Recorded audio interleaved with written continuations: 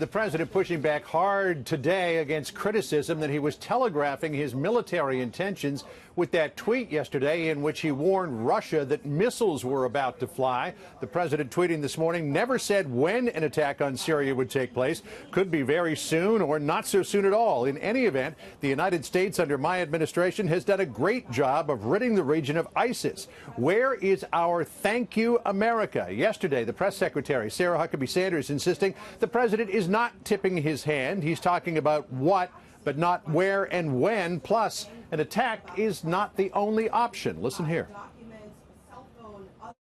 And he certainly hasn't laid out the timetable, which would be broadcasting his intentions. The former Secretary of Defense in the Obama administration, Leon Panetta, today critical of the president's statement a couple of weeks ago that he wants to get troops out of Syria. Panetta coming close to linking that statement with last Saturday's suspected chemical attack in Syria. It is important for the United States to have a presence there and to indicate that we have a role to play. By saying what he said, I think he may have sent a signal that somehow the United States would not care whatever happened in Syria, and I think that was dangerous.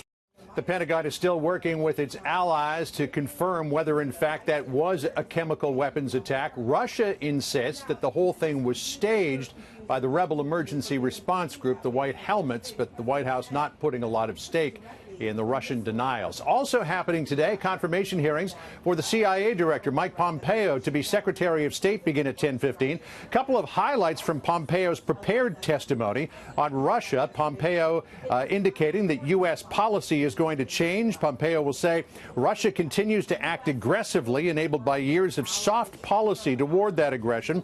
That is now over. The actions of this administration make clear that President Trump's national security strategy rightfully has identified Russia as a danger to our country.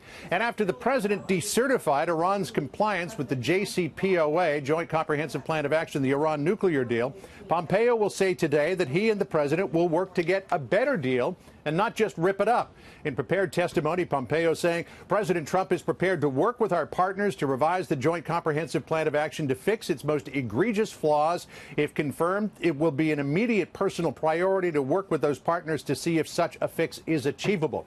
Pompeo wants to get directly to work on this, saying that if he is confirmed, he plans to consult with America's allies at an upcoming G7 ministerial meeting on April the 22nd to get that ball rolling.